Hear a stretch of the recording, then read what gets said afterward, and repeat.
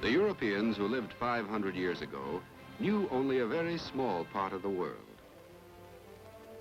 There was a route into the East traveled by merchants who brought back Oriental luxuries. But this journey was long and difficult. Some sea captains began to seek a more convenient sea route around Africa, while others, certain that the earth was round, thought they could reach their goal by sailing west. Christopher Columbus, the first sea captain to look for India and China across the Atlantic Ocean, was an Italian serving the King and Queen of Spain. In the year 1492, he found islands which he claimed for Spain. Thinking they were the East Indies, he called their people Indians. Now all the kings of Europe want land in this new world. In 1497, John Cabot, another Italian, crosses the ocean and claims the territory he discovers for the King of England. In 1500, Cabral, a Portuguese serving his own king, is blown off his course and reaches a southern shore, the coast of what is now Brazil. Sailing from the islands discovered by Columbus, Balboa reaches land which he claims for Spain. He crosses it and looks down upon a great new ocean, the Pacific.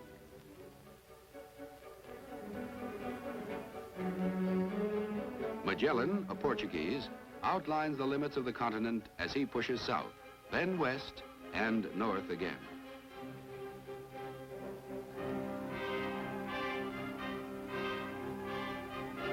The Italian Verrazzano traces the southern coastline of North America.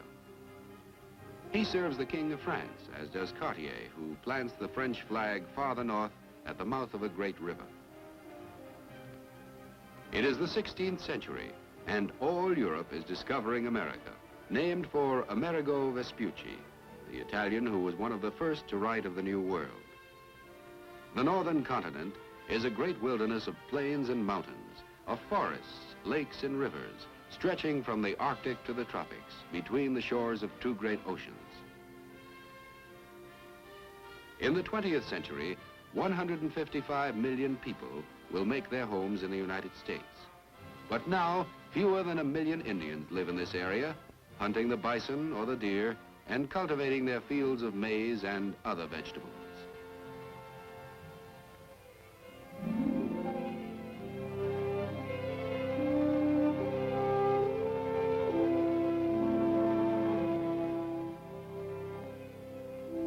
The people of this land make their home in the forests. They leave the wigwams of their villages to hunt or to fight rival tribes for control of the best hunting grounds. Their clothing is made from the skins of the animals they kill for food. They peel the bark of trees to make canoes that take them swiftly over lakes and rivers.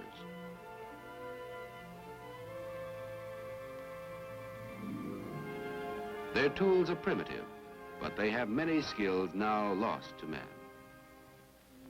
The skills they need for survival in the wilderness.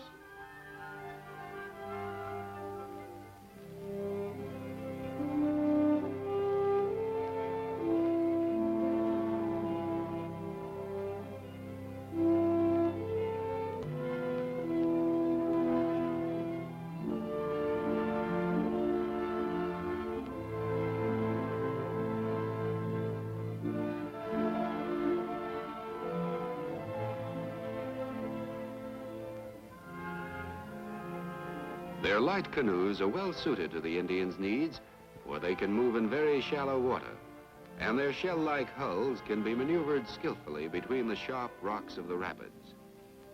While these men know nothing of the world beyond their shores, they know every turn in their rivers and every pathway through their forests.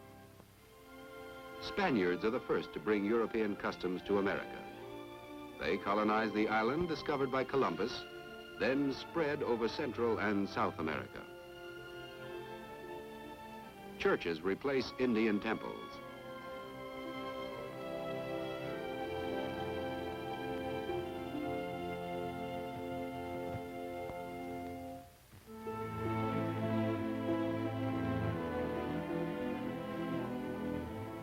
At first, the Indians think the strangers must be gods and offer precious gifts.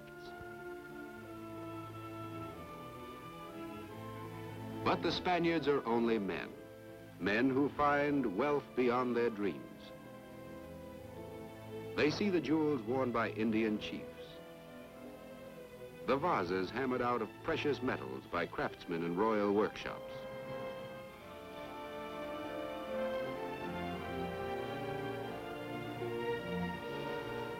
They see gold and silver dug from the earth by Indian miners.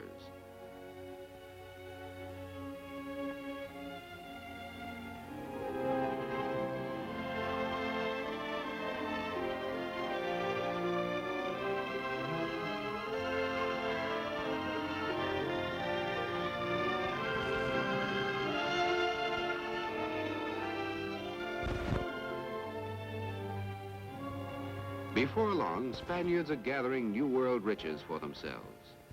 Fortunes in gold and silver, in sugar harvested on great plantations, are sent to Spain, while shiploads of colonists come from Spain.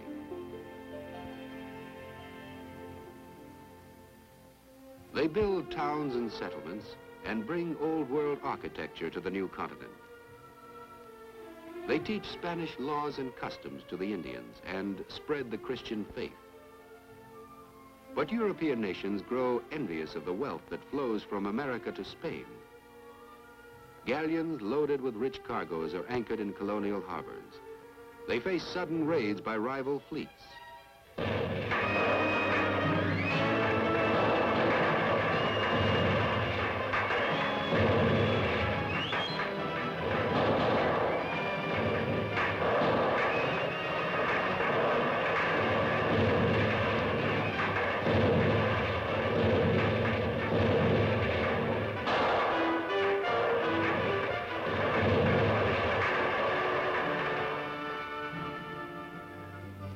It is an age of daring and of conquest, and victorious English captains are received in triumph at London's Royal Palace. Great honors are bestowed upon them for their courage and good fortune. Their stories of adventure in a land of endless wonders kindle dreams in many heads. As she listens, Queen Elizabeth begins to understand that the new world can add to the power and prosperity of the kingdom over which she rules. For now in England, the times are hard for many people. It was once a country where all who tilled the soil could find a simple livelihood. But the lords of great estates have turned farmlands into grazing lands.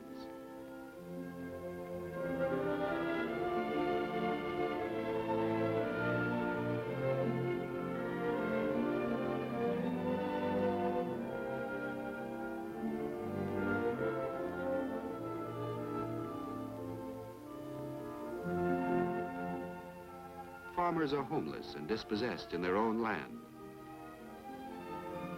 Despairing of finding a living in the country, they plod their way along the roads that lead to London, already overcrowded.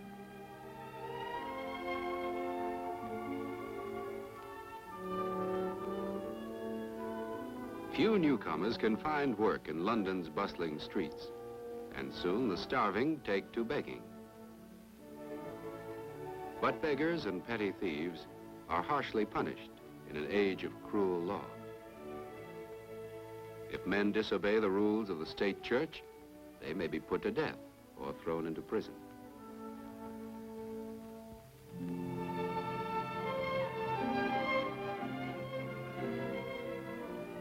A man of influence at the English court, Sir Walter Raleigh, sees hope for his suffering countrymen in these lands across the sea.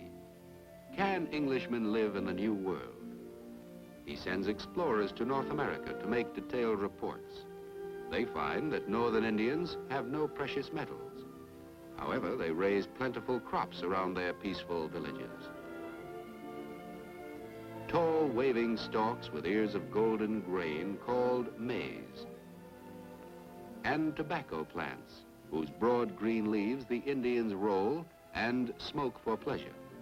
Most plentiful, sweet, fruitful, and wholesome of all the world are the words used to describe the new land of promise. In 1607, a party of Englishmen comes to establish the first settlement. Indians approach them with suspicion, but the strangers offer tools and trinkets in exchange for fresh-killed game. This simple trade is the beginning of a cautious friendship.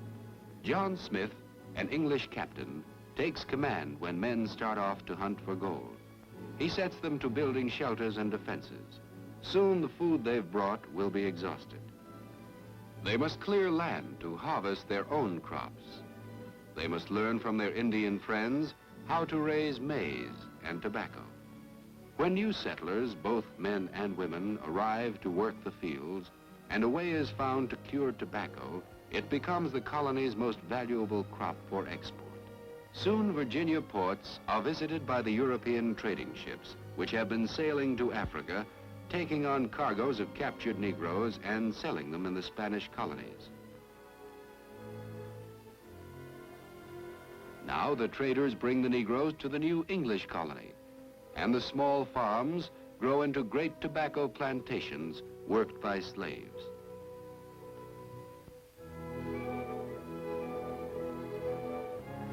In 1620, a second English settlement was started far to the north in Massachusetts, where 100 people landed on a bare and windy shore. Seeking freedom from the English church, their purpose was to live according to God's will as they understood it. For this, they were ready to confront the grim and grisly face of poverty. They copied the Indian way of raising crude shelters, but the New England winters soon forced them to build wooden huts. They covered them with thatch, like the homes they left in England. But for their governor, they built a better house. And they met under his roof to worship God in their own way. At first, there is little but hard work and faithful duty in their lives.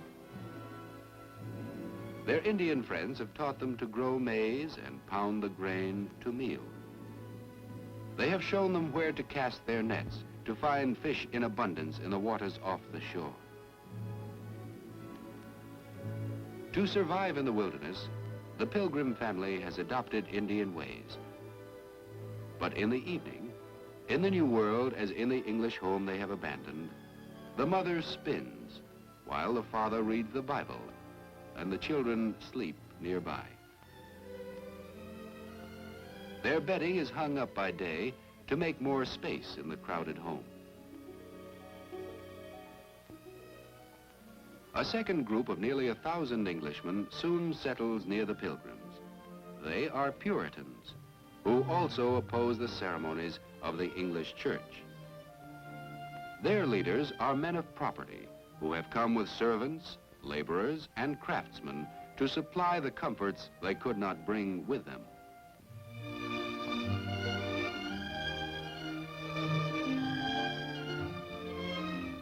In this colony, religion dictates government.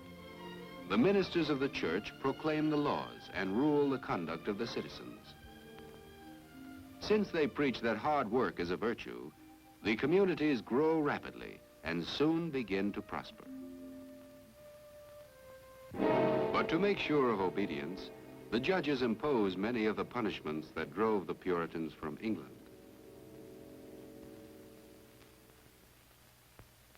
Toiling to win a livelihood from the thin and rocky soil, tightly bound by the rules of their religion, the colonists have few diversions. Their society is centered in their meeting house. Here, ministers teach the religion that shapes town laws passed by the congregation.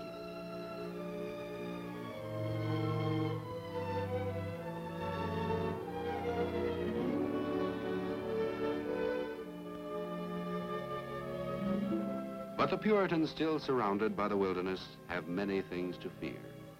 They cannot relax their vigilance or their labors. During the next 100 years, these little New England settlements turn into bustling towns.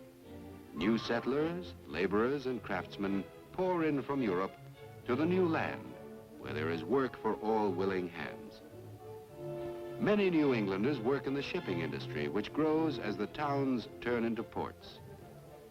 The rich forests provide wood for the fishing boats and for the ships of commerce that will sail across the ocean back to England and southeast to the West Indies and Africa.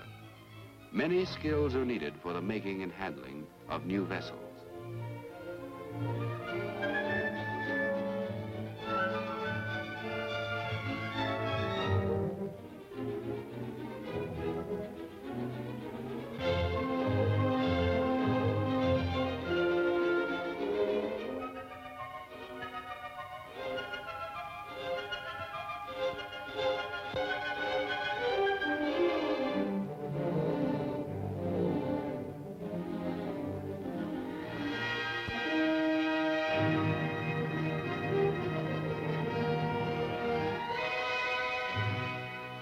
From the beginning, the colonists depended on a lifeline between the New World and the Old.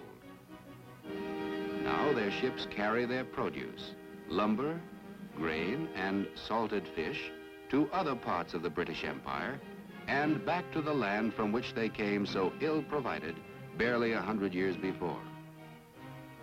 The ocean, which separates them from the rest of the world, becomes their high road to prosperity.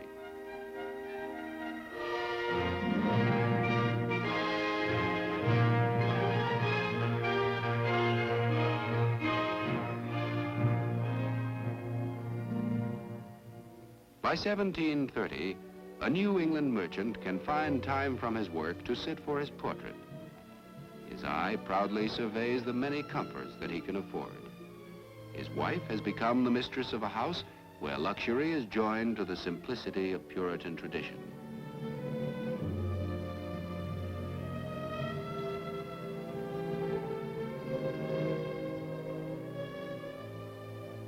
His son was born here and will grow up thinking of this new world as his home, his native land.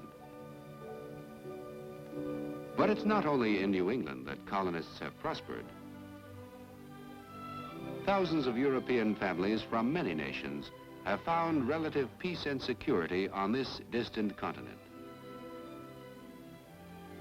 For in 100 years, 13 separate colonies have brought civilization to the wilderness. Settlements line the coast from New Hampshire in the north to Georgia and its broad tobacco fields in the south. In Virginia, tobacco and the work of Negro slaves have created vast plantations and, for their wealthy owners, the basis for a new kind of aristocracy. From his study, the planter manages the broad and varied industry of his estate. By 1750, the ships that carry his tobacco crops to England also carry his orders for European goods. The furniture of his mansion has been shaped by the skilled hands of old world craftsmen. But the food and almost all the clothing on the plantation and the tools needed to produce them come out of local workshops. The planter's family leads a life of ease, but not of idleness. For the making of a colony requires industry, vigilance, and the constant search for ways to meet new problems. The planter's son finds the latest theories of European thinkers in the library of his home. For in Virginia, as in the other colonies, new principles of government are being studied. At the same time, the elegance of English aristocracy is carefully cultivated.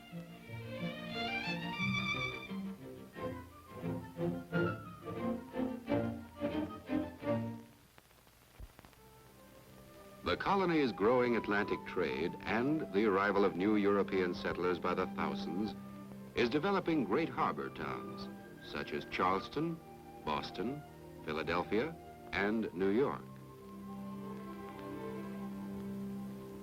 New York, first settled by the Dutch in 1624 and taken over by the English in 1664, now receives the people of many lands who bring their different customs, their skills, their arts, along with their dreams of opportunity and freedom.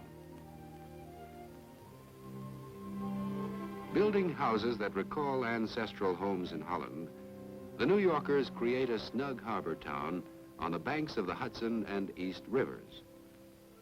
They live in comfort true to their old customs of neatness and cleanliness, surrounded by the things they love. This home in New York looks Dutch and is furnished like homes along the Zuider Zee. But through the years, as Americans are born here, live and die here, it has become an American home. Just as Dutch furniture produced in America becomes American furniture, American culture has been born of this and many other cultures.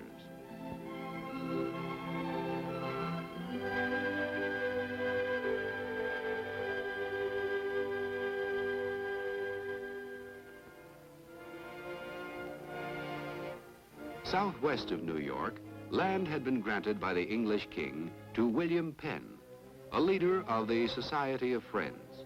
The Quakers, as they were called, practicing their creed of universal brotherhood, made a pact of friendship with the Indians.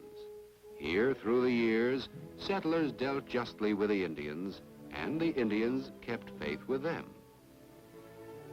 The Quakers invited people of other faiths and other nations to join them.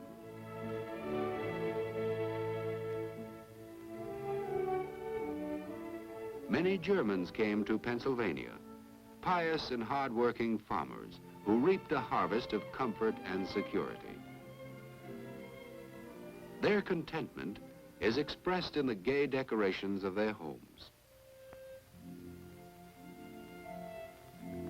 In the new land, old German crafts can flourish.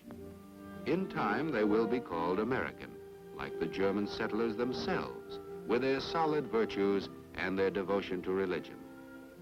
The Bible, printed in German and in many other languages, is the book most widely read in all the colonies, just as the church is always the most important meeting place. A man's right to worship as he chooses will be the heritage of coming generations. Religious freedom and the promise of peace and prosperity had brought the first colonists from England to New England and Virginia. The Dutch had found new prosperity in their New Amsterdam. Germans of many persecuted faiths were flourishing on the rich soil of Pennsylvania. Protestants had come from Catholic France and brought their culture to Carolina, while hardy Scots moved beyond the coastal settlements, pushing up the rivers to make homes in the wilderness. By 1750, more and more colonists are moving inland. In distant hamlets and on isolated farms, they must rely on their own efforts for all their needs. There are skilled tasks and simple manual tasks to fill long days of work for all.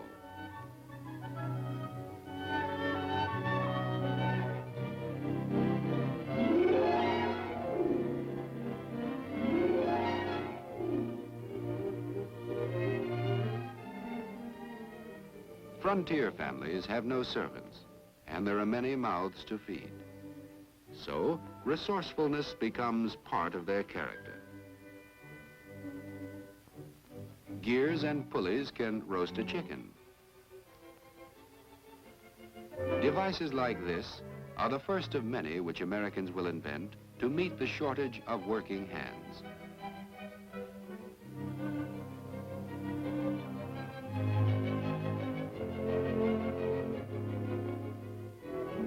The table of pioneers, like their customs and their language, shows the mixture of their traditions.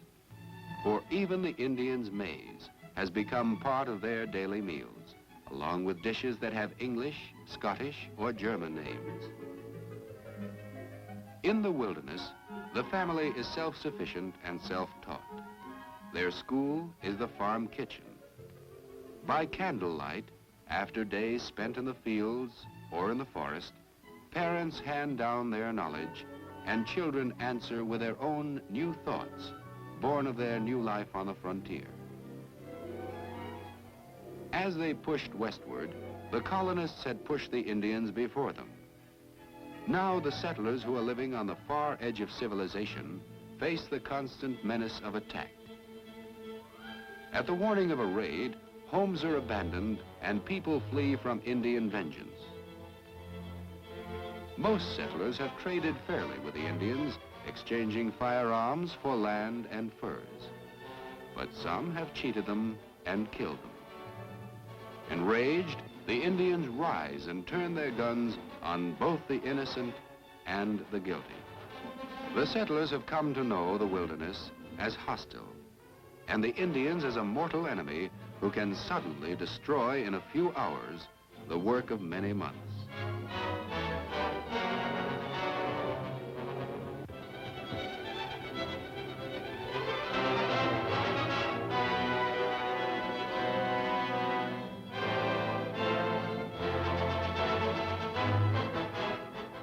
And now, still another enemy appears, for the Indians are often armed and led by Frenchmen.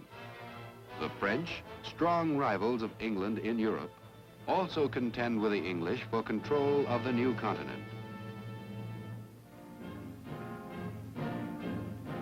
While the English were first settling in Virginia, the French were building an outpost at Quebec. In time, the French province reached the Gulf of Mexico. Explorers spread a network of small forts to mark their claims to land. By the middle of the 18th century, the French and English are face to face. But danger does not stop the forward surge of pioneers in search of homes. It is 250 years after the New World was discovered by Columbus. From its coastal towns and cities, from Europe across the ocean, England's colonists are pushing into the heart of the American continent, cutting their way through forests, clearing ground, building log houses, raising stockades and forts, spreading their roots in the new land of promise.